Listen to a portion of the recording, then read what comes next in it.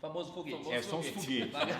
Maravilhoso, veículos lançadores. Olha só. Porque eles lançam satélites, tudo, né? Então boa, a gente boa. não chama foguete, né? Foguete Legal. é um nome mais popular. Esse meu envolvimento grande em criar o curso de Engenharia Espacial da UNB, o fato da UNB ser pioneira na nossa pesquisa hoje, e aí eu inclusive, essas oportunidades elas são boas, porque eu faço uma provocação para alguém tentar provar que aquilo que a gente acha não é verdade. Teve Foda-se, cientista aqui, cara, maravilhoso. Lança foguete, Cara, velho. por que se um caça pegar e tipo, velho, e for pra cima mesmo, entendeu? Por que Sim. ele não vai? Diferente de um foguete, por exemplo. É uma pergunta super imbecil, mas tamo aí. Tá. Primeiro, o caça, ele só leva combustível lá dentro, como os aviões. O oxidante que é utilizado para queimar o combustível, né, para fazer a combustão lá dentro da turbina, ele tira do ar.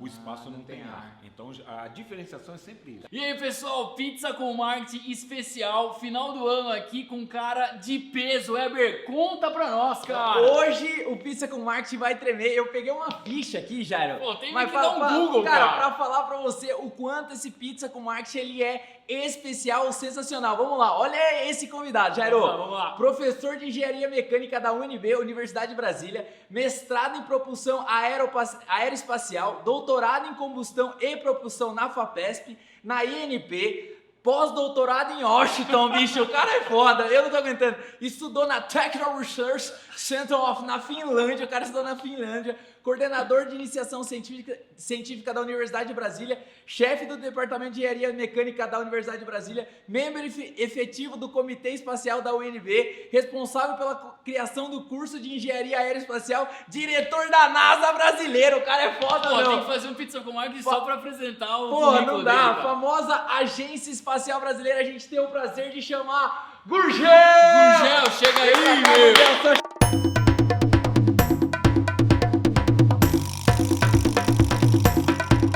Chegar, Gurgel. Grande Gurgel, Puta que pariu, cara. velho. Porra, satisfação imensa, meu. Nossa, A gente eu fiquei até sem voz aqui, Mike. Ó o Mike, nosso produtor. Mike, cara, a gente teve uma aula, tá tomando um café agora que o Gurgel chegou. Meu, esse pizza com marketing vai ser muito especial e interessante, cara. Gurgel, fica à vontade. Prazer, obrigado pelo convite. Vamos lá. É só perguntar, eu tento responder. Maravilhoso. Ó, pizzinha aqui, fica à vontade. Vai ter o que mais, produtor? O que tem hoje aí fora a pizza? O produtor preparou um vinho hoje aqui, Gurgel. Depois desse currículo Nessa aqui. época, Depois desse currículo da Felipe, dá uma tremida. Vamos falar da NASA brasileira. Eu já tô muito NASA brasileira. A NASA brasileira, maravilhosa. Obrigado, produtor. Brasil agradece aqui, viu? Boa. Exato, Mike. Pega o nosso produtor lá, Brasil. Hoje é um portuguesinho bem bom, viu? Saúde. mais uma vez, obrigado pelo Ô, convite. pessoal, esse... Espero não desapontar. Não, cara, o Brasil já tá tremendo ali, cara. Ô, a Dilma tá, até a Dilma tá assistindo aí. Maravilhoso. Eber, ímpar, eu ímpar, você par, beleza? Beleza. Vamos lá? Gurgel, 7 perguntas pra nós bater esse papo, fique à vontade. Obrigado mais uma vez por estar aqui. Vamos lá, pode começar. Quem é Gurgel? Conta pra galera te conhecer, cara. Bem, de maneira bem resumida, né?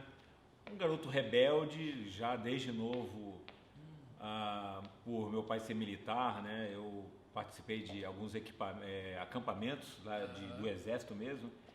E logo cedo, com 5 anos de idade, meu pai me ensinou duas coisas: atirar Porra, sensacional. e cara. montar cavalo, que ele era de cavalaria, né? Então, e depois esportes de modo geral. Então era um cara muito ativo, super ativo, né? Muito ligado no esporte, muito ligado nesses desafios e sempre com um olho nas máquinas, porque eu assisti tanque de guerra, canhão, várias armas atirando e aqueles mecanismos, aos 5 anos de idade, eles Dá um tesão. adentraram, né, no meu sangue e eu acho que ali deu um clique que eu teria que ser engenheiro mecânico. E assim fiz engenharia mecânica, trabalhei 6 anos na indústria, né? Trabalhei na área de manutenção e na área de projetos. E um dia eu achei que a indústria estava ficando monótona demais. Eu achei que não era para mim. Naquela época tinha feito vários cursos, fiz cursos que interessantes, né, que você faz às vezes por oportunidade, mas depois são extremamente úteis.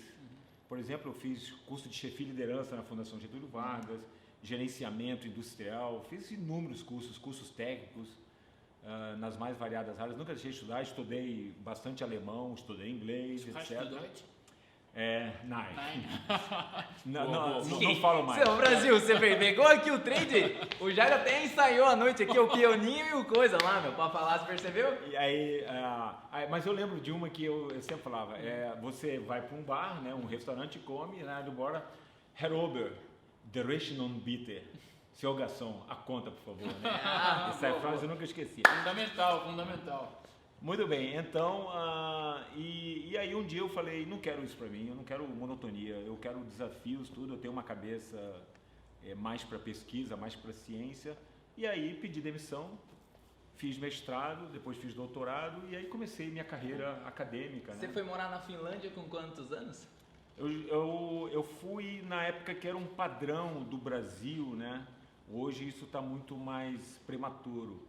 Mas eu fui com 33, 34 anos, mais ou menos nessa Nossa época. idade, mais ou menos. E era a época que a maioria das pessoas faziam doutorado, né? Então eu fui para o meu doutorado numa época que era o padrão do Brasil. Hoje legal. não, hoje a gente manda o pessoal com 27 anos, 28 anos. Eu já tive, por exemplo, uma aluna de doutorado que ela terminou com 29 anos, né? Caralho, então, Sua tese foi em qual linha, assim? Bem, na Finlândia eu trabalhei no maior centro de pesquisa de todos os países escandinavos, né, chamado VTT, aí em finlandês é Valtion Teknillinen Tutkimuskeskus. Saúde. É maravilhoso. Eu trabalhei no VTT Energia.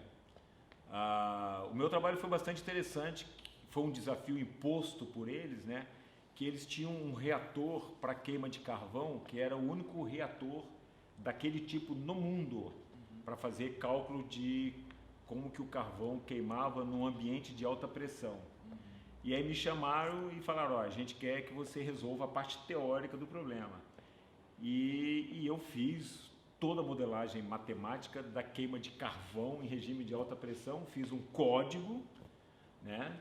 E esse código eu disparava, ele calculava tudo que acontecia com o carvão de início ao fim. Cara, eu não sei se eu E eles odeio comparavam você com ou seu os tio, lados. velho. Então pronto, aí voltei para o Brasil, fiz concurso para a UNB, passei, né? E já fui logo chamado, eu estava fazendo pós-doutorado no INPE, apareceu uma vaga na UNB, na UNB eu fui lá, fiz assim super relaxado, né? Eu não pensava em morar em Brasília, eu acho que o fato de eu ter ido muito descontraído, eu fui o primeiro lugar do concurso, né? Caralho, e aí fui logo porra, chamado. o cara é fudido, veio direto de Brasília, Brasil. A gente pagou o avião dele pra ele estar aqui hoje. É ou não é, Gurgel? A produção Pô, tá Brasília, mandamos buscar o produtor, mandou buscar ele ou não? Ó, o produtor tá meio tímido hoje. Você tá bem, Gurgel? Tá tranquilo? Tá tranquilo? aqui? Nossa, eu tudo estou certo. super bem, estou em casa. Não tá assustado? Aliás, é um comentário que eu gostaria de fazer. Eu digo que o segundo país meu, né, é a Finlândia, né, porque eu morei muito tempo lá. Morei também algum tempo nos Estados Unidos, mas os Estados Unidos ele tem uma diferença fundamental para a Europa. Eu costumo dizer o seguinte, eu gosto da América e não gosto dos americanos, né? Entendi. E na Europa eu gosto de todo mundo, da Europa e dos europeus, né? E aí eu posso dizer que com essa pandemia eu vim ficar com minha mãe aqui, né? Ela No mora em sítio Sorocaba. dela, ela mora em Sorocaba, num sítio. Nós colocamos uma internet de alta velocidade e isso me permitiu vir para cá e dar aula, fazer toda a minha pesquisa aqui. Eu me mudei para cá e aí é o que eu gostaria de dizer. Hoje Sorocaba é minha segunda casa. Porra, Me sinto em casa. Pô, Gurgel, Tô super à vontade aqui. Maravilhoso. O Gurgel, ele é sensacional. Gurgel, já que você falou da Finlândia, hoje vai ter várias perguntas bônus. Meu, conta uma história das garotas da Finlândia. Como que era chegar no bar e, porra, o Brasil não sabe nem o que é Finlândia, o produtor não sabe nem o que é Finlândia aqui, Gurgel. Ok, vamos lá. A Finlândia é um país na Escandinávia, ou seja, bem ao norte da Europa. Faz fronteira com a Rússia, faz fronteira com a Suécia e uma pontinha da Noruega lá em cima, né? A Finlândia era um país que era dominado pela Suécia, depois foi dominado pela Rússia, e quando a Rússia estava tendo a Revolução Russa, né, a bolchevique, eles declararam independência. É um país relativamente novo. Um país super interessante, um país com 160 mil lagos, quase todo lugar que você vai para a Finlândia você vê lagos, e um país com uma cobertura vegetal quase que intacta, né? É um país maravilhoso. E é um país escandinavo, e como tal é um país que todo mundo é loiro e todo mundo tem olho claro. E aí chega um brasileiro numa cidade pequena, com 70 mil habitantes, uma cidade universitária. Perto de Helsinki, assim? É 400 quilômetros ao sul de Helsinki. E se você andar mais 400 quilômetros, você está no Círculo Polar Ártico, tá? Você chegou a ver a aurora boreal assim ou não? Assim, nuances dela, né? Eu cheguei a ir para Lapônia, que é o norte da Finlândia, onde tem a aurora, né? Mas não tive a sorte de presenciar aquela coisa, naquela dimensão, né? Muito bem. A Finlândia é o país do Papai Noel, tá? E eu conheço a cidade do Papai Noel.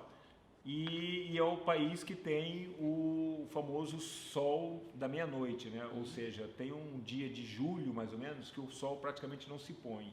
Caralho, que da hora. E uma curiosidade da Finlândia é isso, é que você, por exemplo, no Brasil, quando você fala, pô, eu vou pra night, né? Vou dar uma saída, etc. Você chega em casa do trabalho, normalmente você troca de roupa, né? Porque a roupa do seu dia, ela Sim. eventualmente não combina com a roupa da noite. Então, de repente, na Finlândia não escurecia. Aí eu chegava em casa e falava, eu vou pra night, mas não tá night, tá de dia. Aí eu ia com a mesma roupa do trabalho, entendeu? Tava tudo certo. Minimalismo.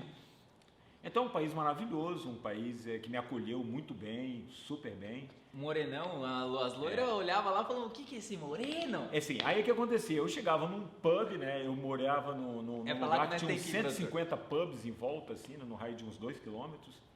Uma cidade universitária, tudo. Eu chegava em qualquer pub, pedia a primeira cerveja, na metade da cerveja já tinha 2, 3 lojas perguntando quem eu era, de onde eu era, etc.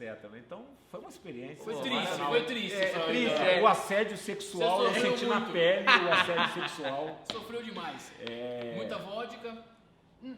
Não, Mais ou menos? eles têm a vodka Finlândia, tudo, mas lembra o seguinte, você como estudante, eu fui com uma bolsa, né, de doutorado e andava muito com os estudantes, o budget, né, a grana da turma era limitada. Então a bebida normal é a cerveja mesmo, por incrível que pareça, e ela vem gelada, ela não vem muito gelada. Você vai nos bares, pega aquele copão, uma pint, né, de cerveja e bebe várias numa noite, várias, inúmeras, né? Entendi. Então é um país bem parecido com assim, os hábitos nossos do Brasil, da cerveja.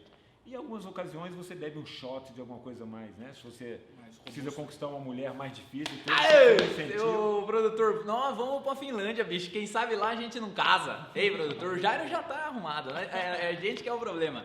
Gurgel, maravilhoso. O começo tá bom pra você ou não? Não, sensacional. Gurgel, se quiser ficar à vontade aí, Daqui a comer pouco eu pizza. dou uma briscada. Quando vocês começarem a Viu? contextualizar alguma coisa mais longa, Não, eu mas dou uma cara, mordida aqui. maravilhoso. Vinho Você, aí, Mike. se você que o vinho tá aqui hoje, é isso aí, é descontraído. Mais vinho, Gurgel? Gurgel, muito favor. bom, cara. Muito legal essa introdução aí, já foi sensacional.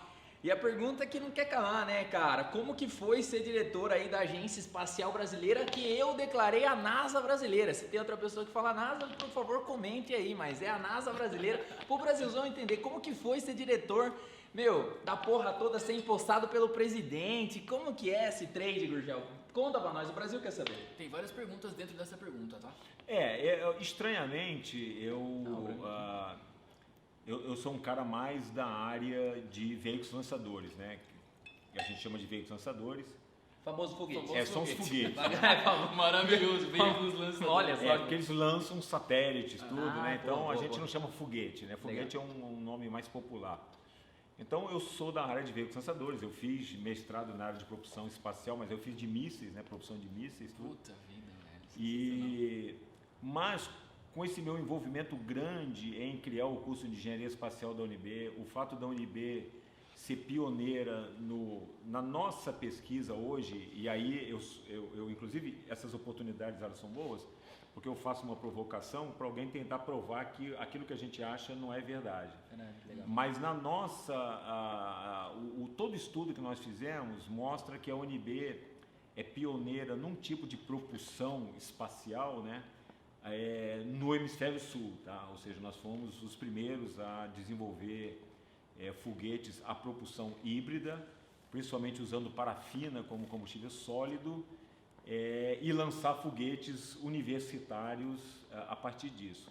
Então, essa experiência e o fato da gente estar muito envolvido com alunos de graduação, alunos de mestrado e doutorado na área, eu às vezes era chamado na agência espacial ou às vezes a gente ia na agência espacial para mostrar os projetos que estavam acontecendo, etc., né? E aí, num dado momento, eu fui chamado pelo presidente da agência dizendo, olha, nós queremos convidá-lo para ser um dos diretores, são só 4 diretores na agência, né? E eu achei estranho porque eu não conhecia o presidente, né? Eu conhecia o ministro e aí eu acho que foi uma indicação do ministro, uma sugestão do ministro, né? Falou, olha, traz o Gurgel para o time e tudo. Eu fui entrevistá-lo lá, a gente bateu um papo, tudo. Para você ser diretor da agência, você tem que ter um mínimo de currículo, né? Então, o currículo, naturalmente o meu currículo... Porra, né, eu demorei 14 minutos para falar seu currículo. Ele era mais do que o suficiente, né? E aí, estranhamente, eu fui convidado para ser diretor de satélites, não de veículos lançadores. Ah, tá. Mas só que eu era diretor de satélites, aplicações, que são todas as tecnologias para você trabalhar imagem de satélite, etc., e desenvolvimento. Então, eu tive uma atuação muito forte na área de desenvolvimento e estruturar toda a academia brasileira para ela ajudar a Agência Espacial Brasileira, né? Então, essa foi o desafio que me foi imposto e depois eu fiquei 6 anos e meio como diretor. Caralho. Né?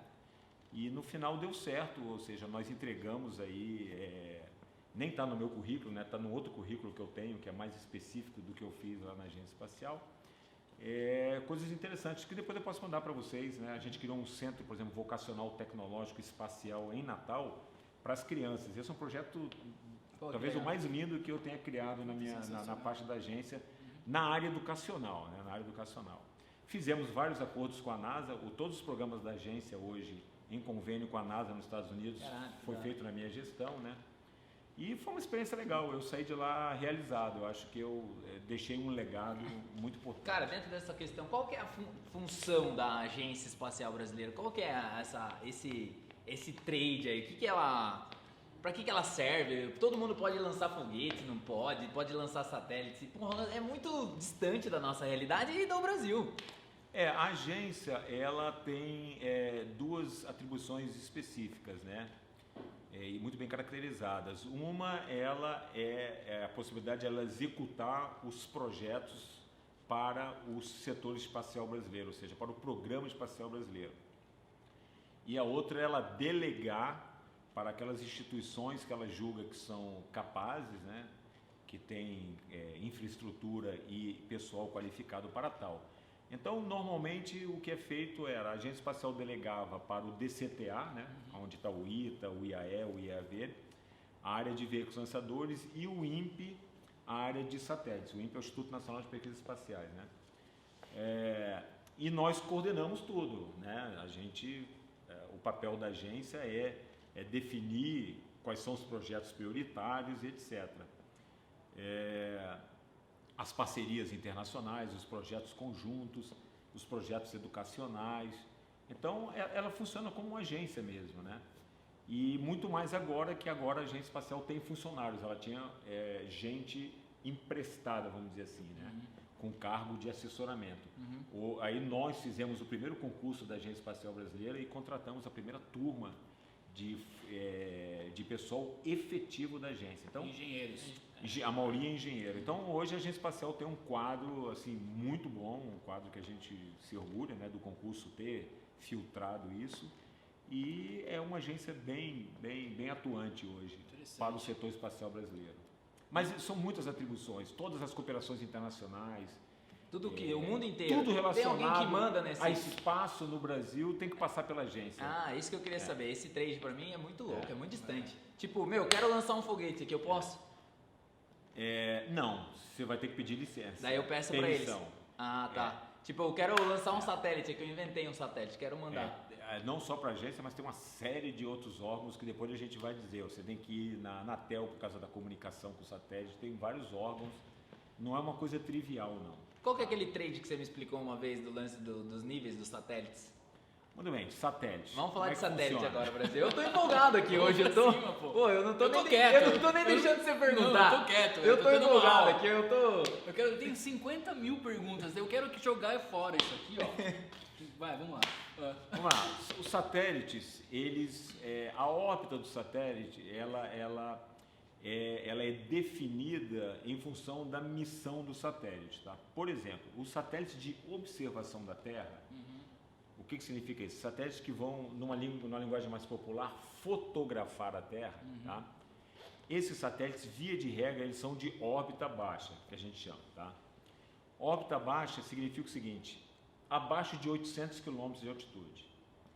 Para vocês terem uma referência, a Estação Espacial Internacional, ela está a 400 km de altitude. Caralho. Por quê? Porque ela tem que ser um laboratório, tá? E ao mesmo tempo ela precisa observar a Terra também. Tá. Então ela só está a 400 km de altitude não é nada. Não. Em termos de espaço, não. que é contado Sim. em milhões de anos-luz, não é nada. E lembrando o seguinte, o espaço ele começa com 100 km de altitude. Então, a Estação Espacial Internacional só está 300 km acima do que a gente define da fronteira do espaço, que é a linha de von Karman, né? Que é o nome que a gente dá. Linha de von Karman. Como von Karman. Que é a atmosfera? É onde acaba a atmosfera e efetivamente a gente define como espaço. Muito bem, esses satélites, eles via de regra são órbita polar. Ou seja, eles passam no Polo Norte e no Polo Sul, mais ou menos 14 vezes por dia, por causa da altitude. Tá. Então, 14 vezes por dia, eles dão 14 voltas na Terra por dia. Por dia, 40 mil quilômetros. A olho nu, difícil ver. Esses não, a Estação Espacial Internacional você vê. E alguns satélites você vê, porque ele reflete a luz do Sol, o painel solar, alguma estrutura metálica dele, você consegue ver, tá? E é muito rápido, você vê assim, é um risco no céu, tá? Muito bem. Os satélites do GPS, por exemplo, eles estão no que a gente chama de órbita intermediária, órbita média. É mais ou menos, via de regra, são 28, 32 satélites para formar uma constelação completa e você ter um sistema global, né, de navegação, né? Aí você tem o sistema americano, que é o GPS, que é Global Positioning System. Você tem o GLONASS russo. Você tem o chinês, que está operacional, e você tem o europeu, que está praticamente operacional. Então, hoje, quando você compra um celular, garantidamente ele já vem com o sistema GPS e GLONASS, o sistema russo e americano. Os dois. Ele acha as duas constelações. Tá vendo? Você não sabe porque o seu Waze funciona aí, ó. Tá vendo de onde vem? É desse cara aqui, ele que lança os bagulho lá. Cara, numa possível guerra, os Estados Unidos pegam e mudam as coordenadas. Porque daí a Rússia usaria, óbvio, usaria só a tecnologia dela, né? Caralho, você foi deep agora, hein? Você fez uma pergunta interessante pelo seguinte. Agora ele pegou no profundo aí, né? A UNB, antes de eu ir para a agência espacial, a UNB, por indicação da própria agência espacial, ela mandou uma equipe de russos lá conversar com a gente. E a gente conversou com os russos, perguntou, o que vocês querem? Eles falaram, nós queremos instalar na UNB um sistema de calibração do sistema GLONASS. Tá? Muito bem. Vamos entender isso, o que significa. A gente não vai ser perseguido não depois. Não, de jeito nenhum. Aí o que significa o sistema de calibração? Para o teu GPS funcionar melhor, com uma precisão, o teu GPS não, o teu celular lá, né? Porque aí é GLONASS, não é o GPS. Para ele funcionar melhor, o sistema precisa ser calibrado e tem que ter estação local. Então a UNB foi a primeira estação fora da Rússia a ter estação de calibração. E ela tem 2 estações, sendo que uma só ela tem no Brasil. Depois nós instalamos no Sul, no Nordeste. Então o sistema GLONASS hoje ele tem alta precisão no Brasil. E a da UNB, tem uma estação da UNB que ela é top, que é o seguinte, o satélite passa... Lá na UNB tem uma torre, essa torre abre, dá um tiro de laser no satélite, bate no satélite, volta e os russos têm uma sala de controle na UNB e eles sabem se o satélite está na posição certa ou não e calibram o sistema. Caralho. É um sistema ultra avançado. Eu vi ele funcionando, é impressionante. Sensacional isso aí. Então, aí está esse satélite. E finalmente nós temos os satélites de comunicação geoestacionária, a sua antena de televisão lá, né? Ela está sempre apontada para o mesmo lugar. Por quê? Porque o satélite está girando na mesma velocidade da Terra. Então, é como se ele estivesse num ponto fixo. Por isso que você só aponta a antena para uma posição e ela fica capturando. Mas o satélite está girando, mas junto com a Terra. Eles estão em movimento sincronizado. Teoricamente, eles estão assim, né? E aí, sabe qual é a altitude desse? Esse é violento. 36 mil quilômetros de altitude. E uma anteninha daquela pega lá? 36 mil quilômetros pega. Caralho, velho. Viu? 36 Ó, mil quilômetros de altitude. pra gente que é leigo aí, o Brasil, que estamos tudo perdido aqui, o que é geoestacionário? Geoestacionário Eu tô, é viu? isso. Tipo, mas é um que dá pra. Tipo, a galera pode entrar lá Pri- dentro, aqueles que você vê em filme, Não. que a galera entra, pá! Não, Tem as seguinte. brigas lá? A órbita geoestacionária, primeiro, ela é equatorial. É, Necessariamente ela tem que estar no Equador. tá. Então a Terra está girando aqui o Equador, o satélite gira junto. Tá? Certo. Ela não tem nada de especial. Ah, tá. Tá? De 100 quilômetros para cima, não tem nada de especial, tudo é espaço. Uhum. Tá? O espaço é um ambiente extremamente hostil, né? Tem raios gama, tem raios que você pega um câncer em questão de minutos, né? Se você for exposto ao ambiente espacial, Saquei. o homem não foi feito para viver no espaço. Tá? Inclusive essa ideia do Elon Musk de ir para Marte e tudo é extremamente problemático, Né. porque nós não nascemos para isso. A Terra, não sei se você sabe, mas o campo magnético da Terra protege a gente de todos esses raios que matariam a gente se a gente estivesse no espaço. Caralho, velho. Porra, Essa vai ser uma pergunta. Essa vai ser uma eu pergunta. joguei a pauta fora, mas essa vai ser uma Mas, pergunta. viu? Mas daí, beleza. E aquelas estações que a galera vai de filme, existe? O cara vai lá, para, ISS, conecta. né? Aí o cara se conecta. Isso aí não tem nada Não. a ver com a parada. Não, é o seguinte, a Estação Espacial Internacional, porque o que acontece? Tudo uma questão relativística, né? Se você tem uma Estação Espacial Internacional, que está a mais ou menos 400 quilômetros, ela está 7,5 quilômetros por segundo a velocidade dela, extremamente absurda. O que você faz? Você, para chegar nela, tem que alcançar a velocidade dela, ficar compatível com a mesma velocidade, tá? E, inclusive é interessante porque quando o tempo está muito bom, quando você, por exemplo, os russos ou os americanos, principalmente os russos, né? Os americanos voltaram à atividade agora. Para você alcançar a agência, a Estação Espacial Internacional, ela precisa passar em cima de você. Como ela tem uma órbita inclinada, ela só passa de tempos em tempos em cima da mesma localidade na Terra. Então, quando a missão está desenhada, é porque ela vai passar bem em cima da base de lançamento.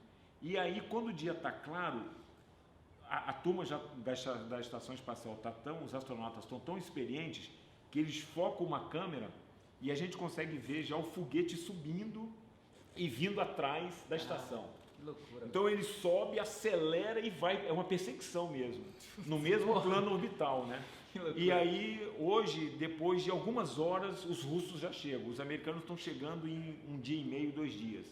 Porque eles são mais cautelosos. Os russos já estão.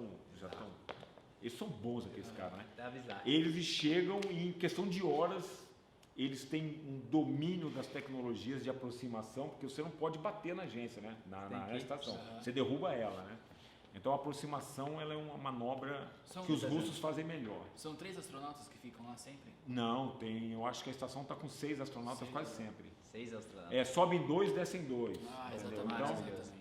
Gurgel, quer comer uma pizzinha? Come uma pizzinha. Eu vou explicar para você o que o Gurgel falou aqui do meu jeitão, você vai complementando enquanto o Gurgel come. Basicamente você tem 3 estações, a pequena, a média e a longa, entendeu? É 3 níveis. 3 níveis, entendeu? Dos 3 níveis aqui, quanto tempo um negócio dura mesmo? Um satélite dura quanto tempo? um geoestacionário dá mais ou menos 18 anos hoje. 18 anos. Depois de 18 anos, joga pro 4º nível, que é o lixo espacial, que ninguém sabe que existe lá. Eu tô falando em primeira mão, sem o Gurgel falar. Eu já tive essa aula. Exatamente. É um cemitério de satélites geoestacionários de comunicação. Tem muito e tem lixo que ir pra lá? cima. Muito Não, é? lixo. Muito. Quando foi o primeiro satélite lançado? Porque desde o primeiro tá tudo lá, né? É o seguinte, não só o satélite, mas o último estágio do veículo lançador está lá também. Ah, tudo tá lá. Então, para cada satélite, ou mais de um satélite, você tem um foguete, ou última parte do foguete. Tá. Como eles são equipamentos muito grandes, e dependendo da órbita, eles ficam dezenas e dezenas de anos. Alguns já estão caindo, né? Vários já caíram, mas aqueles que ficaram em órbita bem mais baixa. Por exemplo, uma órbita de 400 quilômetros, um satélite assim, desse tamanho aqui, do tamanho de uma pizza, numa órbita de 400 quilômetros da Estação Espacial Internacional, ele cai em 6 meses. Tá? Isso aí, nós já lançamos um satélite, 6 meses depois a gente já pegou ele saindo de órbita e sendo puxado pela Terra. Tá? O lançamento no Nordeste? Não, nós não temos lançamento do Brasil. Os lançamentos a gente contrata Só- sempre de fora. Só de foguete, né? De Não, de foguetes de sondagem e tudo, mas nós não temos ainda o domínio da tecnologia para colocar uma coisa em órbita no espaço. Tá. Nós não Isso temos. aqui, isso aqui. Cara, Caralho. você vive num filme de ficção científica. Ele tá cara. escrevendo livro lá, ele assiste. Quando você assiste os filmes lá que os caras fazem. risada. Você fala, vai tomar no cu, isso aí não dá. Os caras tão de palhaçada meter isso aí. Porque eu acredito. Eu assisto o filme, eu acredito no amor.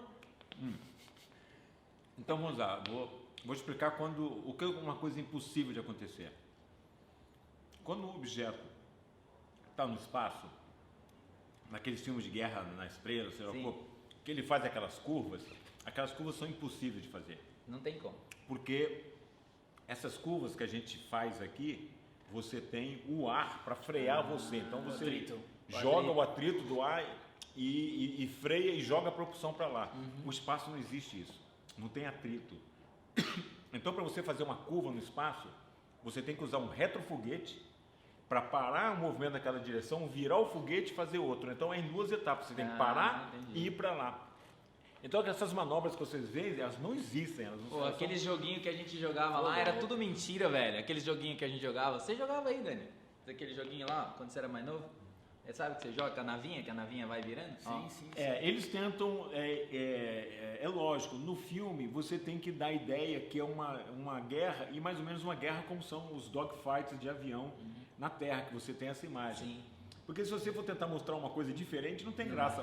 Uma nave parando Ia ser para depois mudar de direção, que sentido é esse, né? Gurgel, só uma pergunta que eu sempre tive quando eu era criança, cara. Deixa o uma Gurgel dúvida. comer, coitado do Gurgel. Come, Pode perguntar. Lança uma pra turma aí, ó. Cara, Fala pro meu Brasil. sonho era ser astronauta. Eu vou compartilhar meu sonho com você agora, aqui quando eu era moleque.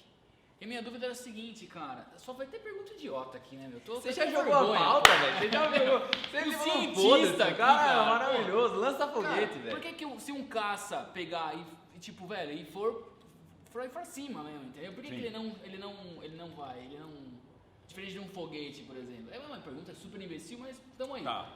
Primeiro, o caça, ele só leva combustível lá dentro, como os aviões. O oxidante que é utilizado para queimar o combustível, né, para fazer a combustão lá dentro da turbina, ele tira do ar. O espaço não tem ar. Então a diferenciação é sempre isso. Cara, olha isso, Brasil. O foguete tem que carregar os dois, o combustível e o oxidante. E os mísseis e aviões carregam só o combustível e o oxidante por causa tira do do- ar. Cara, faz total sentido. Faz total sentido. Agora, tipo, parece que fez assim na sua cabeça. Nossa, né? abriu uma cortina. Você tirou a venda, entendeu? Isso aqui é pra tirar a venda, bicho. Porra, animal. E outra coisa, cara, rapidinho, a gente tá na terceira pergunta, depois eu faço a terceira pergunta, que eu não foi a única que eu decorei. Mas é o seguinte, por que o foguete ele tem que descolar peças, assim, tipo, Vai partes soltando, dele? né? É uma excelente pergunta. Ô, louco. Ó. Ei, Tamo junto aí, Mike. Ei. Mike, ele não tá acreditando na a gente. segunda aí, E a resposta Dá um é, check. nós gostamos, aí a gente fica metido, a gente gosta de responder em inglês. Porra, É por causa da Rocket Equation, Ah, sim. de Tsiolkovsky, um cientista russo, que mostrou o seguinte, a gente mostra para os nossos alunos, é relativamente fácil, que a gente não consegue chegar no espaço com as tecnologias que nós temos hoje, com um foguete de um único estágio. Qualquer foguete, para colocar qualquer coisa em órbita, no mundo hoje tem que ter no mínimo 2 estágios. quebra um, quebra É uma equação simples, mas que quando você começa a operar ela vai dizendo tudo para você. E antigamente você usava 3, às vezes 4 estágios. Hoje a gente consegue fazer o foguete com 2 estágios. Um primeiro estágio e depois aciona o segundo estágio e você consegue velocidade orbital. Porque o problema não é ir para o espaço. Ir para o espaço é muito fácil. O problema é ficar no espaço. Porque você tem que fazer assim com o foguete, depois virar ele e dar uma velocidade absurda para ele equilibrar o efeito gravitacional. Ah, saquei agora. Senão o efeito gravitacional puxa o satélite de volta. Entendeu? Cara, Então isso é- você sobe e dá uma velocidade para ele se manter no espaço. É como tipo- você pegar uma corda é. e fazer isso. Ó. Você pega uma Se bolinha você e joga abaixar a na- velocidade, a corda cai. Então É você tipo os precisa... caras de moto que entram naquele bagulho de... Globo da Morte. Pronto. Globo da Morte. Tem que ter uma velocidade mínima para você conseguir fazer uma órbita naquele globo. Joga o Exato. coisinha aí, Gurgel, se não quiser comer, fique à vontade. Sensacional, cara. Gurgel, só pra gente manter a pauta que a galera fez com o maior carinho, mas a gente vai bater um papo total. Cara, como que você vê, meu, E essa vai ser a única pergunta que eu vou manter na pauta, por favor. Eu tenho 50 mil outras perguntas pra fazer. O Jair tá realizando um sonho aqui. Juro, sensacional. Como que, cara, fica totalmente descolado. Nada a ver. Não, mas é importante que ele... Nada a ver. Pegando, Depois é o que na Mike verdade, adequa é aí. que essa pergunta, ela tava atrelada à segunda pergunta, só que daí a gente desviou.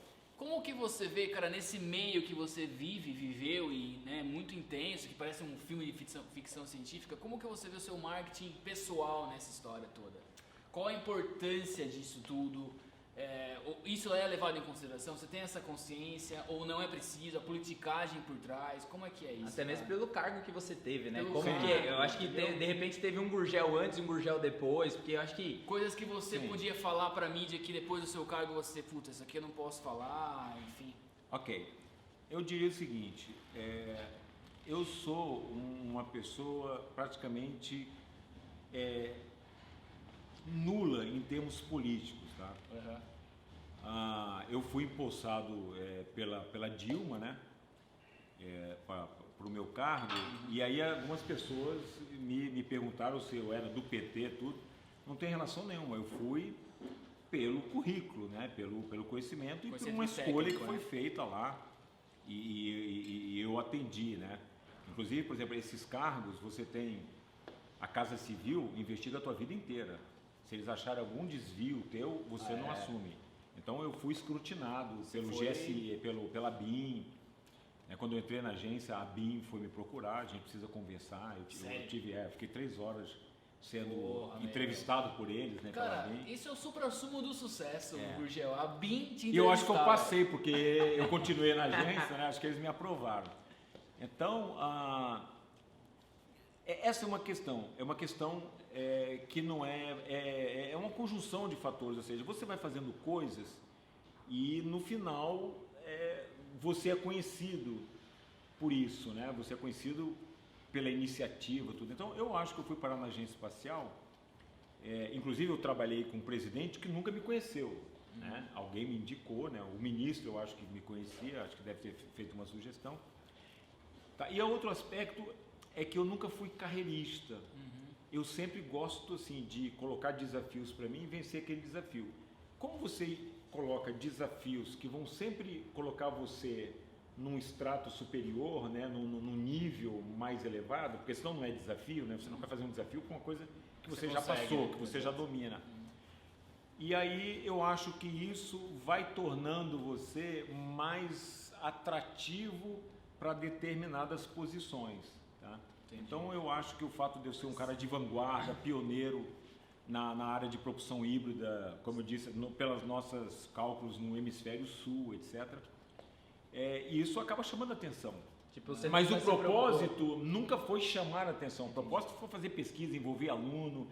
Não tem coisa melhor do que você pegar um aluno e falar para ele, cara, você vai fazer um foguete. O aluno fala, mas eu vou fazer um foguete? Vai. Vamos trabalhar junto, não é? Aí chega no final de um ano, o aluno lança o foguete e fala, pô, eu lancei um foguete. E o primeiro foguete, a propulsão híbrida, feito no Brasil, foi feito por 2 alunos, só que uma era uma menina. Cara, que legal. Então ela até hoje, ela fala assim, eu sou a pioneira da propulsão híbrida de lançar foguete acadêmico Porra, no sensacional. Brasil. Mas E pronto. isso nunca teve, então, esse lance do marketing e tal, nunca teve Não, na sua... Agora Mas eu como- sou um cara cuidadoso, né? Eu sei me comportar publicamente, eu sou um cara que tento falar de maneira correta, apropriada. Ei, o seu raciocínio é muito claro, você é engenheiro, óbvio, Sim, né? sim, Mas sim. é muito claro o encadeamento, né? Eu me visto bem quando eu tenho que me vestir bem, quando eu tenho que vestir um terno, eu saio elegante. Eu sei vestir um terno, eu sei comprar um terno. Você eu sabe sei- beber um bom vinho que vi que você deu uma... sei comer numa mesa, tudo. Então, algumas Muito coisas diferente você isso aqui, né? incorpora. O cara mete uma pizza, o cara come com a mão. Faz isso aqui que O você cara faz. é diretor. Aquele cara que te convida para trabalhar, ele tá te observando. Você às vezes nem sabe que você está sendo observado. Aí ele olha e fala, o cara tem compostura, Sim, o cara é boa pinta, cacete, o cara é elegante, não sei o quê. Joga bem beach tênis. Tem, Oh. vamos dizer assim, conhecimento científico, etc. O cara fala assim, tá bom, o cara tem todos os elementos. Esse cara não tem um medo de trabalhar com ele. Então, você acaba conquistando as pessoas assim. Para mim é um conjunto, né? Um conjunto da obra, não é uma coisa específica ou outra. Mas é uma coisa que você... Se fosse só o currículo, né? Então, tem cara com currículo 10 vezes melhor do que o meu. Mas por que ele não está lá, eu estou lá? É o conjunto da obra. É uma outra coisa também chamada essa inteligência emocional, entendeu? Você, às vezes, está sob uma pressão absurda e você não estourar. Você fala, eu aguento isso, entendeu? Chega em casa, toma um vinho, uma cerveja, se recupera no dia seguinte. Então você não pode estourar com as pessoas, né? Vai no serviço público. No serviço público você tem que tratar todo mundo. Super. Queria dar um link para a quarta pergunta, hein? A hora da Então cagada. é isso, eu não tenho marketing pessoal, mas eu sou cuidadoso com o que eu faço. Eu sempre imagino que eu estou sendo observado.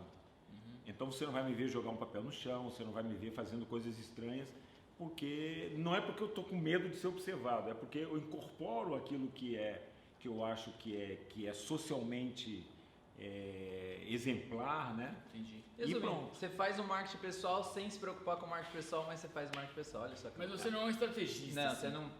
Não, seguinte, para minha carreira não, mas eu sou estrategista, um livro de cabeceira meu é de estratégia. Eu sou um cara letrado em estratégia, Qual que é entendeu? o livro de cabeceira seu hoje? Em inglês, esse livro Pode ser em inglês que nossos seguidores falam Deixa eu inglês, ver como é que tudo é Hawari. o nome do livro. Você me pegou agora. É um livro de um professor da Universidade de Yale, nos Estados Unidos, e o outro é do lado do MIT, a Universidade do Facebook lá, qual é? Harvard. Harvard. É um cara de Harvard, é um cara de Yale. Eu não me lembro o livro, mas é um livro que eu recomendo, tá? Eu posso até ficar Depois você devendo de passa, casa. depois É você um passa. livro de cabeceira e é um livro que mostra todas as estratégias é teoria de jogos, tá? Porra, por favor. Então tem o dilema do prisioneiro, começa com o dilema do prisioneiro, tudo, e aí vai todas as estratégias. Se você vai, o confronto entre dois países, confronto político interno, etc. Eu já li o livro todo várias vezes, então eu sou um estrategista. Sensacional. Mas não no que concerne a minha pessoa, mas a tentar vencer os obstáculos, né, profissionais que vão sendo impostos assim. É nesse sentido. Maravilhoso. Ô, Gurgel, pô, tá curtindo? Que isso, O Jair tá o cara mais feliz desse quadro hoje aqui. Entendeu? Ele não conhecia você, ele só ouvia eu falar de você, O Gurgel. Gurgel joga beat tênis, é cientista e tal. ó. Gurgel é maravilhoso. Eu sou o cara que mais falou bem do Gurgel na 4Play, entendeu? Foi o cara que Abraço pro Arza aí. levantou a bandeira do Gurgel lá, defendi ele em todos os momentos da minha vida. Thank you. Gurgel, é o seguinte, a quarta pergunta aqui, a gente vai chamar o quadro que é a hora da cagada. Que é o seguinte, bicho, a gente quer saber uma história sua, alguma coisa que deu errado, que você possa contar, seja pro lado pessoal, seja pro profissional, mas uma história legal, assim, que você, puta, essa história vale a pena. Entendeu? Aquela história da hora que deu tudo errado. Fui lançar um foguete, apertei o botão errado, o foguete despencou. Você falou da pressão. Da pressão. Eu acho que ele está me provocando para eu contar uma história sexual, mas eu não vou Não precisa. Essa aí deixa pro bar. Essa aí deixa Não, vai lá. só pra galera que pros amigos. Mas eu vou contar uma que serve de lição, né? Que no popular as pessoas dizem, em time que está ganhando não se mexe, né? Aham. Então nós tínhamos desenhado o nosso foguete e o foguete funcionou logo na primeira. O primeiro tiro que a gente deu, o foguetinho foi embora. E aí nós tínhamos um projeto com a Agência Espacial Brasileira que era fazer um foguete bem maior. E, naturalmente, eu emprestei toda a tecnologia que a gente tinha dominado do foguete anterior para aquilo. Mas eu li em algum lugar lá, num projeto lá que uns americanos fizeram, que se você injetasse um pouquinho de gás em vez de líquido dentro da câmara de combustão, poderia melhorar. Como eu sou da área de combustão, o que acontece? Líquido não queima, aí é uma lição. Combustão, só duas coisas entram em combustão, sólido e gás. Líquido não queima. O líquido ele precisa evaporar, virar um gás, se misturar com oxidante para queimar. E sólido queima, que é o carvão do churrasco. Aquilo que você vê lá é o carvão, é sólido queimando, tá? O carbono sendo oxidado, carbono sólido. Maravilhoso. Muito bem. Cara, Então o motor de combustão interna, tudo que a gente conhece, o teu carro, o ciclo Otto, diesel, ele funciona no estado gasoso, né? A reação é no estado gasoso. E aí quando eu li aquilo, eu falei assim, faz sentido, eu vou conseguir estabilizar melhor a combustão, tudo. E aí implementamos essa mudança. Fomos para a UNB fazer um ensaio. Veio uma equipe de fora acompanhar o ensaio. meu Deus do Foi uma céu. das maiores explosões que nós tivemos. Sumiu tudo, não sobrou nada. Aí o cara saiu decepcionado, falou, pô, eu fui ver um foguete lá do Gugel, que todo mundo fala que funciona, e eu vi, foi uma bela uma explosão, né? Aí eu não entendi nada, tudo bem. Depois, um ano depois, alguns meses depois, a gente foi fazer outro ensaio. E tivemos outra explosão gigantesca. Nunca ninguém se machucou, né? A gente sempre teve cuidado e tudo. E aí eu fui investigar o que era, né? O causador. Então, o causador. E depois eu fui descobrir, e isso foi um negócio dificílimo, que tinha acontecido uma explosão nos Estados Unidos num tanque de óxido nitroso, que é o nitro que as pessoas usam em carro, que a gente estava usando como oxidante. Depois eu achei na Suíça um artigo dizendo o seguinte, atenção, cuidado, óxido nitroso, que todo mundo em competição, todo carro de corrida tem lá, né? Ele em foguete, ele tem certos requerimentos, né? E aí eu fiz um estudo aprofundado tudo e descobri, tá? Então, é uma história trágica, né? Pô, você mas pediu uma imagina- história trágica, não, deu mas- errado. Pô, isso aí é muito engraçado. Mas o foi bom foi o fato da gente imagina a cena. descobrir a causa raiz, né? Porra, mas na Você hora que apresentando você esse vê sistema. o negócio, Qual que é? qual que é a sensação? É apresentando Não, o é sistema, horrível, dá um é bug. horrível. Não, é O horrível, Hilário vai porque- apresentar os sistemas, dá um bug, é igual Porque deve ser tem assim. muito investimento ali em capital humano, muitas horas de trabalho, muito dinheiro em materiais, tudo. E você olha e bola pra frente. Se você se entregar... Mas foi nesse se entregar. momento você volta pra sua casa, toma um vinho, Ah, sim, relaxa e no outro dia chama a equipe, vamos pra parabeniza todo mundo e vamos embora. Então, Pô, sensacional, sensacional. Pô, maravilhoso não? Cara, eu tenho uma pergunta muito boa. Ele já largou a pauta ali, favor. já jogou. Eu Já... vou dar Enfim, cara, é muito legal conversar com um cientista, eu chamo você de cientista, tá tudo bem, né? bem, eu sou cientista. Claro. Você vai colocar o cabelo branco. você acha Cientista é que quem faz ciência, eu faço Pô, mano, ciência. você parece Sou muito o cientista. Mr. White do Breaking Bad, cara. Você é igualzinho, velho. Ótimo. E tem tudo a ver com É a bom história. isso ou é ruim? muito bom, você devia assistir. Pensei que você conhecia, mas você precisa assistir. Cara, qual que é a sua cosmovisão, assim, meu? Tipo, metafísica da coisa, sabe? Tipo, Deus, força. Porque você tá muito, cara, no 1 e 0, equação, física. Tem um lance, cara, superior, você acredita nisso? Como é que é pra você essa dinâmica? O cara fez uma pergunta, hein, Gurgel? Quer A tomar pergunta- um vinho? Quer dar, Não, quer essa dar uma é uma puladinha? pergunta que é natural. Primeiro, uma das disciplinas que eu leciono é termodinâmica. Termodinâmica são transformações energéticas, né? Então, por exemplo, é um dito bastante popular quando às vezes chega uma pessoa que alguns falam assim, pô, aquela pessoa não tem uma vibe legal. Eu gosto disso, vibe. Porque ela tem um significado. Cara da vibe Eu aqui, sou ó. o cara da energia. Eu gosto da vibe. Mas quando a pessoa fala assim, aquela pessoa tem uma energia negativa, aí dói no meu coração, né? Porque energia negativa, Não existe. quer dizer, existe dependendo do referencial, mas não tem. Por quê? Porque a pessoa, via de regra, está na mesma temperatura que você. A nossa temperatura é 36 graus e meio, 37, ela também está. Se vocês estão com a mesma temperatura, é muito difícil vocês trocarem energia em termos de radiação. Se você encostar na pessoa, vocês trocam energia e é sempre o seguinte, quem está mais quente Passa pra transfere. Então vai depender de quem está Calma, mais quente. Cara, calma. quantas vezes, desculpa, parênteses, você usou essa conversa numa mesa de bar? Cara, eu tenho que explicar isso para meus alunos. Então, como você troca energia? Você troca energia por condução, aí tem que ter contato, ou por convecção, que pode ter um gás entre a gente trocando a nossa energia, ou por radiação térmica, tá? A radiação térmica, inclusive, ela é bastante eficiente, né? Mas é temperatura quarta, etc. Mas como nossas temperaturas estão muito parecidas, é sempre a pessoa que está mais quente que vai transferir energia para a pessoa que está mais fria.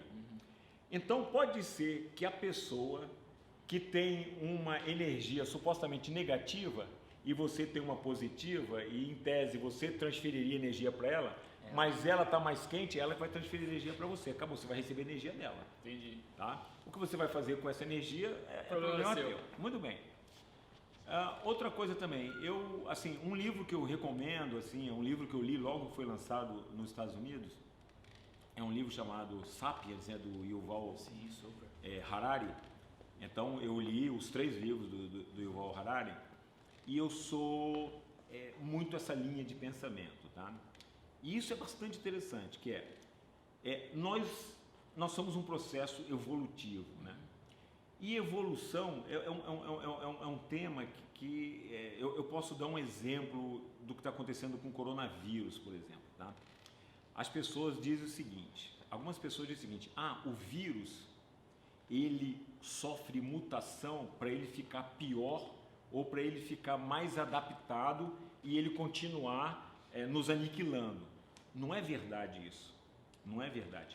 O vírus sofre uma mutação. Se essa mutação o transformá-lo numa coisa mais apta a sobreviver e a contaminar, ele domina. Então não é intencional, é ocasional. E aí eu vou abrir um parênteses para vocês, que talvez vocês não saibam, mas a gente projeta foguete, projeta muita coisa usando uma técnica que a gente chama de otimização multivariável, multidimensional, baseada em algoritmos genéticos. O que significa isso? Eu tenho um aluno, pode pegar lá, um aluno meu de mestrado, que fez um programa para a gente projetar um míssil usando algoritmos genéticos. E aí é bom que tem a ver com o que a gente está falando, porque aí eu estou trazendo genética para a engenharia. Como é que funciona isso? Você pega o teu míssil e vê quais são os componentes mais importantes dele. Empena, ogiva, motor. Cada elemento desse do míssil, que é fundamental, você coloca ele como se fosse um gene do míssil. Tá? Muito bem. Você pega o algoritmo genético, desenha meia dúzia de mísseis, tá? Com características lá que você chutou, eu quero essa, a antena um pouco maior, a ogiva um pouco maior, tá? Joga num programa de computador, a gente faz isso, e coloca um grau de mutação. Então você pega lá, projeta 4 foguetes diferentes e os foguetes começam a acasalar. Aí esse foguete combina o gene dele com o gene do outro foguete, sai um foguete filho. Se esse foguete filho atende a todos os teus requerimentos, ele continua no processo da evolução. Se ele não atende, ele morre. E aí o que acontece? Você coloca um grau de mutação. Então o teu foguete vai ter uma característica que não é nem do pai nem da mão, ela é mutante. Caramba, você faz isso? Se os nossos alunos projetam isso, tem um tese de mestrado nisso daí. Se aquela mutação for favorável, ela continua. Se ela não for favorável, ela mata o filho. Aí a gente joga fora. Aí você vê o programa rodando. Um dia, 2 dias depois, sai o que a gente chama de indivíduo ótimo. Tá? Então eu acho que nós somos isso. Nós somos um processo de otimização. Tá? Mas só carbono. Então, não é só carbono. Não é só carbono. Tem o sopro ou não? Não, eu acho o seguinte, é que não... Quando uma pessoa entra em depressão, tá certo? É a alma que está confusa? Não. Cientificamente é que a pessoa está com desequilíbrio sinapses, né? Exatamente. E aí aquilo começa a levar ela para um campo. Você pode tentar curar essa pessoa conversando muito com ela e tentar reverter esse quadro, mas você consegue fazer isso mais rapidamente com um remédio que estabiliza aquilo e depois você vai tratar a causa, né? Você trata primeiro o efeito e depois a causa, tá? Então eu sou muito da teoria da evolução, eu sou muito Yuval Harari. Né? O Yuval é ateu. Sim, e aí tem o segundo aspecto, que é o aspecto mais chave, na minha opinião, do livro Sapiens, né? Que quem somos nós, seres humanos, né? Por que a gente consegue viver em sociedade e relativamente organizado, tá? Porque existem regras que impõem limites ao que a gente gostaria de fazer. Essas regras, no passado, elas estavam vinculadas a alguma divindade. Uma teocracia. Assim. Alguém chegava e falava assim, eu recebi um poder, tá? E, portanto, eu tenho esse poder e eu digo, se você infringir essa regra, eu vou punir você. O cara, mas por quê? Não, porque eu tenho esse poder veio para mim. Então, a religião está muito associado a essa que a gente chama de, em inglês, imagined order, que é a ordem imaginária.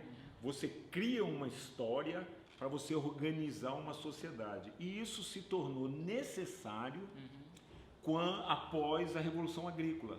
Porque antes da Revolução Agrícola nós éramos nômades, eram grupos de 150, 200 pessoas, todo mundo se conhecia, todo mundo se protegia e era naturalmente organizado. Agora, quando a gente, pós, né, Revolução Agrícola, que a gente concentrou massas, né? Nós precisamos criar uma ordem imaginária, ela não tem nada de objetivo, ela é puramente subjetiva, no máximo intersubjetiva, e aí essa ordem imaginária é para a gente manter esse grupo colaborando, e a palavra-chave é essa, que é sempre um trabalho de colaboração, né?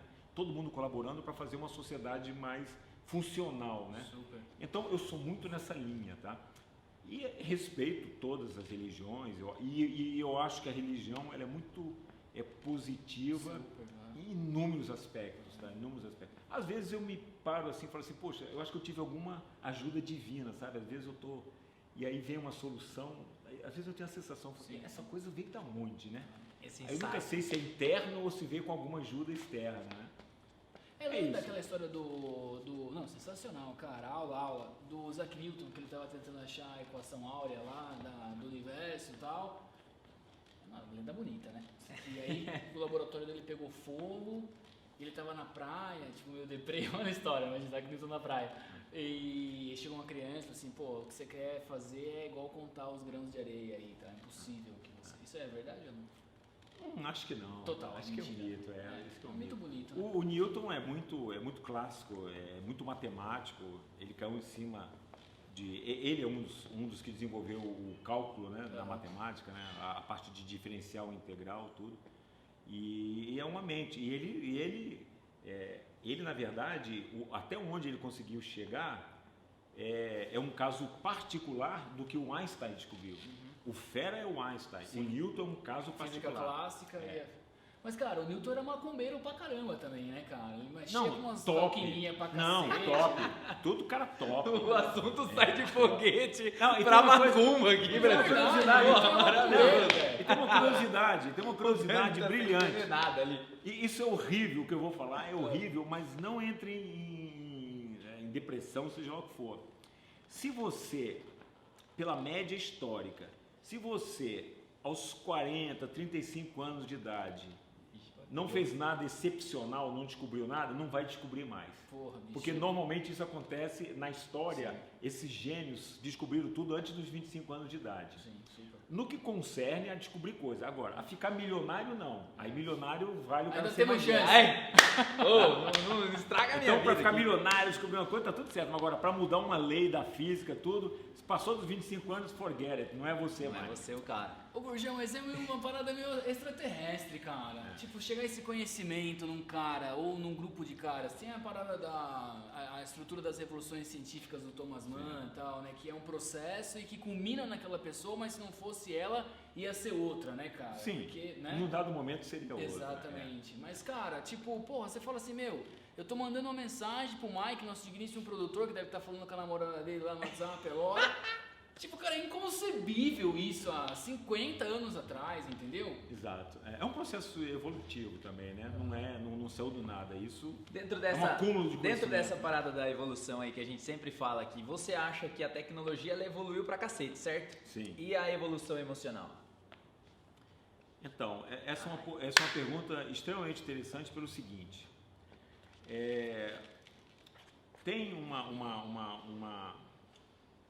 uma curva, e isso está no livro do Thank You for Being Late, do Thomas Friedman, que é uma curva que é do cara do Google que está desenvolvendo essa coisa de a gente morrer com 200 anos, 300 anos, que mostra o seguinte, a tecnologia, ela sempre foi assim, a tecnologia ela vai sendo desenvolvida e nós vamos acompanhando o desenvolvimento tecnológico. Sim, tá?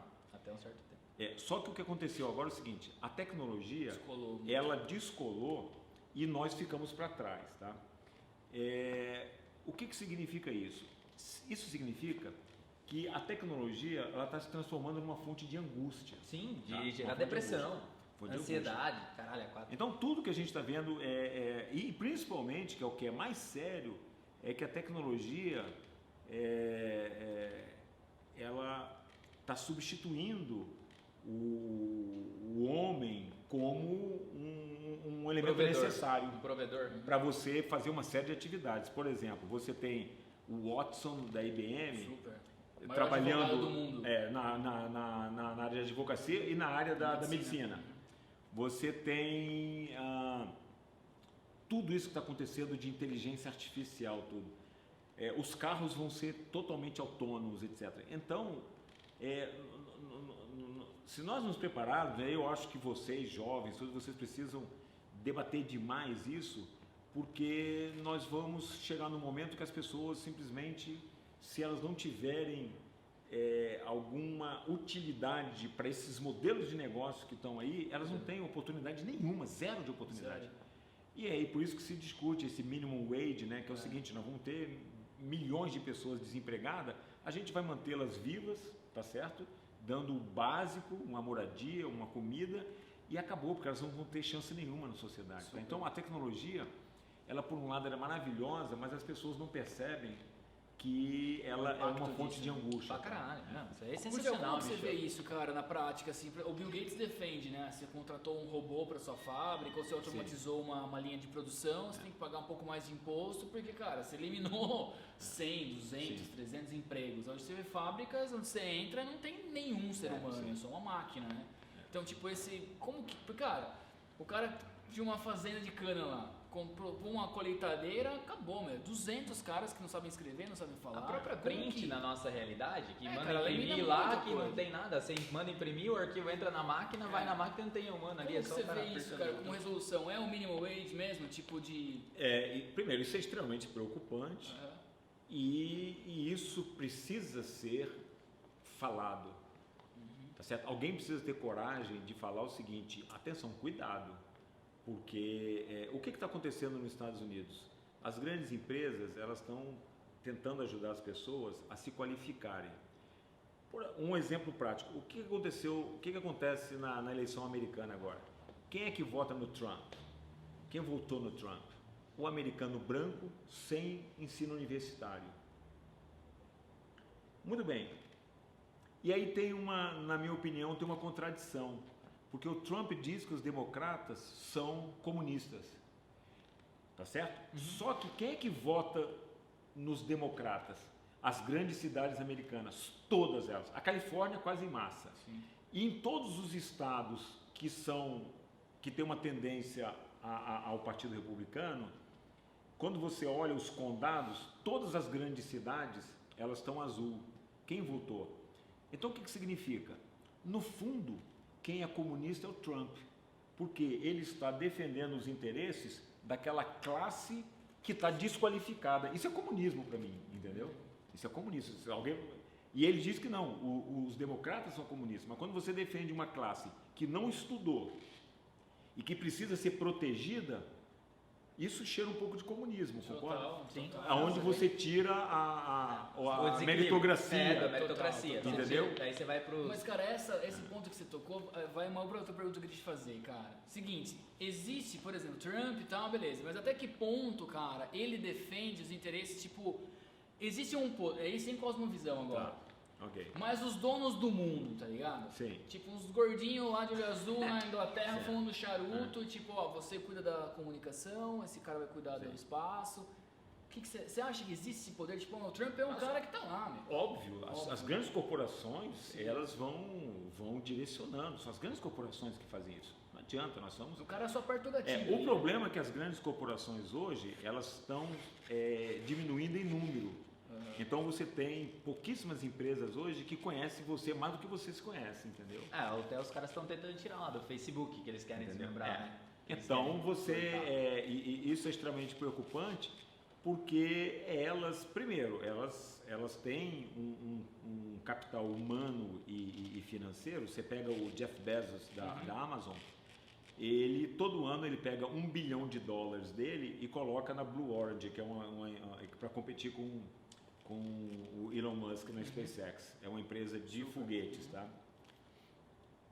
Pô, o cara tem fácil, todo ano ele pega pelo menos $1 bilhão das ações dele e coloca numa nova empresa. Como é que você vai competir com um cara desse? Então, eles estão desenhando o futuro. O futuro tem que ser... O Elon Musk agora com essa constelação de satélite, é interligar todo mundo, porque quanto mais...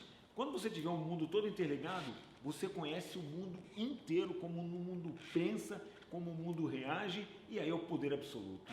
Mas isso é benéfico ou não? Então, do ponto de vista local, individual, você beneficia o cara. Tá? Do ponto de vista coletivo, alguém está com um arquivo completo do mundo. E tá só... E aí pilota a humanidade. É que é aquele lance assim, quem que observa o observador, né, cara? Sim. Quem que manda no mandador, né, cara? É óbvio. Você está sempre vários passos à frente do povo. Então você direciona, não tem como. E aí entra a manobra do fake news, entra um monte de manobra. Não, a fake news, ela prova de tudo isso, as fake news, né? É 6-1, né? A velocidade de propagação de uma mentira na internet é 6 vezes comparada com uma verdade, né? Pô, sensacional, bicho. Tá muito legal esse quadro. Pô, Produtor, tem como é que umas tá? 2 Nós horas estamos? Pô, já estamos? 1 hora já? Uma Porra, hora. maravilhoso. O Grugel, pô, tá sensacional. Cara, você falou do Elon Musk aí. Você acha que os projetos que ele tá emplacando vai dar certo? Não vai? Você acha que isso que ele tá fazendo já tá meio conectado nisso que você falou? Em todos os projetos que ele tem? Vamos lá, o Elon Musk tem o Starlink, que é essa constelação de satélites, que está totalmente operacional. Que todo mundo vê esses satélitezinhos aí, né? Que dá pra ver e tal. Depois eles se separam, né? Sim. Vão ser milhares de satélites de comunicação órbita baixa. Na qual baixinho, eles são 500 quilômetros. Ah, ele tá na primeira. 550 quilômetros, eles estão bem baixinhos. Ele achava que ele ia bem para cima, mas no final ele fez um teste e descobriu que tem que ficar bem baixo mesmo. Isso é pra dar internet pra todo mundo. E aí com uma diferença, né? A diferença é o tempo de latência. Sim, que daí ele vai ser O geoestacionário são 36 mil quilômetros, você tem 1 segundo de latência. Ele fala assim, não tem latência nenhuma. Sabe o que significa latência no mundo de negócios? Pô, pra caralho. Significa quando você aplica Apertou mais o cedo botão que na todo bolsa. mundo. Você apertou Já o botão na são bolsa. bilhões que você Bilhões. ganhou e o outro lá está esperando só o Sim. satélite chegar. Mas quanto tempo leva? Só leva 1 segundo, já era. É na Você já bolsa, perdeu alguns bolsa de bilhões. valores isso aí. É bolsa. Bolsa de valores, bicho. Apertou lá o gatilho, meu. É 1 segundo, o bagulho caiu. Não tem como. Muito bem, aí ele tem aquele projeto da Boring Company, que é os túneis para você viajar. Esse é um projeto esquisito porque... A viabilidade disso é Não, maluca, né? eu acho o seguinte, você... Quer dizer, a gente pode imaginar uma contradição do Elon Musk, que é o seguinte, ele vai ser um provedor de internet para todo mundo. Olha, se eu tenho internet para todo mundo e a maioria dos trabalhos hoje são no computador, eu não preciso ir para a cidade. Se eu não preciso ir para a cidade, eu não preciso de meio de locomoção mais rápido. Sim. Então, para mim, são algumas contradições. Conflitantes. Né? Muito bem, a outra é a ida a Marte. A ida a Marte... Você já falou que é impossível. Falou não, Não, impossível não. Usei uma palavra colonizar Marte, primeiro, aí a viagem é só de ida, Sim. porque fica muito caro você ficar levando pessoa de ida e volta para Marte. Vai ficar lá pro resto da sua vida. E o ambiente espacial, mesmo em Marte, ele é extremamente hostil. Tá? A própria viagem, se você não tiver protegido, e as naves têm que ter chumbo, tem que ter uma série, para os raios gama e os raios X, os astronautas, todo mundo é ultra protegido, você quando chega lá já está morrendo já. Entendi. Por exemplo, existe a possibilidade de você fazer tratamento de câncer indo para o espaço, mas aí você controla. Eu vou expor o cara durante X segundos no ambiente espacial, só que é no teu corpo inteiro. Traz o cara de volta, está curado. Porque Sério? os raios... Porque as partículas atravessam você, atravessa a nave. Então tem uma corrente que diz o seguinte, nós vamos poder curar pessoas de câncer levando para o espaço. E aí expõe a pessoa ao ambiente espacial. Não precisa, a roupa é uma roupa bem simples, colocou, tirou, passou partícula de raio gama, toda a pessoa, traz de volta, provavelmente está curada. Tá? Então não é um ambiente para gente. O nosso ambiente... E como o trade de querer ir para Marte? Como que é? Então, a graça segundo disso aí? ele diz o seguinte, o Elon Musk, muita gente diz que o problema da Terra é o aquecimento global. O Elon Musk acha que é a inteligência artificial, que os computadores vão dominar e a gente precisa ter um lugar, um refúgio, tá? A humanidade precisa de um refúgio. Ele acha que tem que ser colonizar Marte sem inteligência artificial. Se der algum problema aqui, nós temos espécimes lá que eventualmente podem até voltar, né? Não sei, né? E tá. Então, é um cara extremamente visionário, um cara de uma inteligência, toda a parte da SpaceX, ela é o que é, porque ele fez as perguntas certas, tá? E o Elon Musk já disse o segredo dele, já perguntaram qual é o seu segredo. Sabe qual é o segredo do Elon Musk? Então, Leia livros. tá. Para qualquer assunto que você queira se meter, vá lá e leia tudo que você puder daquele assunto. Você vai dominar aquele assunto e você vai tomar as decisões corretas, né? Tá? Então é isso. E agora, o projeto da nave de Marte, o Elon Musk é um cara que sabe fazer modelo de negócio. Esse projeto, ele muito provavelmente, ele não vai se materializar, né? Como assim? Ele provavelmente vai a Marte lá, mas depois não vai e depois, né? É uma brincadeira muito cara. Mas muito provavelmente o foguete dele, depois de quando ele qualificar o foguete e ele ficar com um grau de confiabilidade equiparado ao dos aviões, ele vai substituir os aviões. Então você vai sair do Brasil para Nova York, do Brasil para o Japão, em 1 hora de viagem. Ele vai para o espaço e depois pousa lá. Ele já está construindo os aeroportos no mar, porque ele não quer nem competir, vão ser plataformas. Ele já contratou equipes e equipes de engenheiros especializados em plataforma. E aí o foguete vai pousar na beira d'água, você já atravessa uma ponte e já está no centro da cidade já. Pra você que não entendeu nada do que ele falou agora, resumidamente, o Elon Musk vai mandar um foguete pro espaço, do espaço 1 horinha, de 1 horinha desce lá no Japão, tá lá. Acabou, é uma viagem para qualquer cidade do mundo em 1 hora. Caralho, velho. E você Seria acha que... Não, isso já vai ficar pronto. Esse ano já está pronto já. Esse ano tá pronto. 5 Não, anos, sim. que ele vai vender passagem, não, mas o foguete ele vai qualificar esse ano. Isso é 5 certo. anos. Esse ano que eu quero dizer é o ano de 2021, né? O turismo espacial é muito distante ou não? Não, já é um fato também e vai ser um modelo de negócio maravilhoso. Você que queria ser astronauta, daqui uns 10 anos provavelmente, quem está na frente é o Richard Branson, né, com a Virgin. Provavelmente você vai chegar no início tudo é caro, né, como foi o celular, etc. Mas você pode chegar numa situação que talvez com $10 mil você vai conseguir ir ao espaço. Quem não vai querer ir? Você fala assim, $10 mil eu vou. Aí, cara, pode mandar. Não, eu ia falar- Olhando pra aquela câmera ali. É. Manda um recado pro todos os terraplanistas. Eu ia fazer a mesma pergunta, cara. Bem, terraplanistas, o que eu posso dizer para vocês é o seguinte, vocês não têm culpa, porque não é ciência que vocês estão discutindo. Isso é verdade, os terraplanistas, eles não aceitam a ciência. Se eles aceitassem a ciência, eles não seriam terraplanistas. Eles não aceitam o modelo de sociedade que nós temos hoje. E uma maneira deles se revoltarem como modelo de sociedade é dizer o seguinte, eu não acredito, tudo isso é uma farsa, né? É uma teoria da conspiração.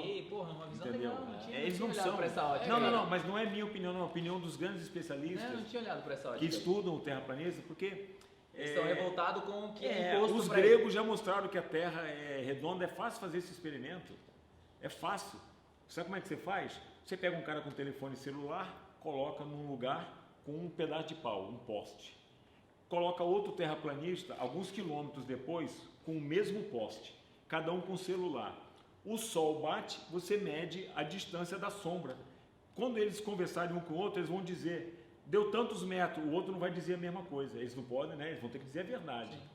E aí, quando fizer isso, está provado que a Terra não é redonda. Só isso, é o experimento mais idiota que você pode fazer. Você só precisa de 2 pedaços de pau e 2 telefones celular. E aí você acaba com a teoria dos terraplanistas, entendeu? Teve um cara, um cientista americano, não lembro o nome dele, que ele falou assim que a dificuldade da humanidade é que você tem, no mesmo planeta, cientistas que colocam um homem na Lua e no mesmo planeta, pessoas que não acreditam nisso. Normal. É basicamente isso, né, cara? É normal. Por que a pessoa não acredita? Porque eu acho que a pessoa não tem uns fundamentos, ela não tem um conhecimento, principalmente em ciência, para saber. Eu sou um cientista, eu conheço todas as equações de Newton, gravitacionais, etc. Então, a gente faz as contas e bate tudo. Ora, não precisa muito. Por que o terraplanista... A gente pode fazer o seguinte, um desafio aos terraplanistas. Tentem prever com os modelos matemáticos que você tem, quando vai ser a próxima eclipse. E você vê na televisão, vai ter eclipse no dia tal, às tantas horas, tantos minutos, tantos segundos. Por que vocês acham que a gente sabe isso? Porque a gente sabe as equações que governam o movimento dos planetas. É só isso. Cara, Boa, sensacional. Última pergunta pra gente fechar aqui. O Gurgel precisa jogar o beat ainda hoje. Gurgel, obrigado, cara. Como é que tá essa aula aí? Nós estamos com o público aqui, que é o produtor, tá me mandando mensagem pras girls. Vai, você jogou sua pauta, você sabe a última pergunta? Cara, a última pergunta é o seguinte, você como diretor da agência espacial... Que fui, né? Não sou mais. Sim, perdão. Mas foi por 6 anos, né? 6 anos. Puta gestão, né?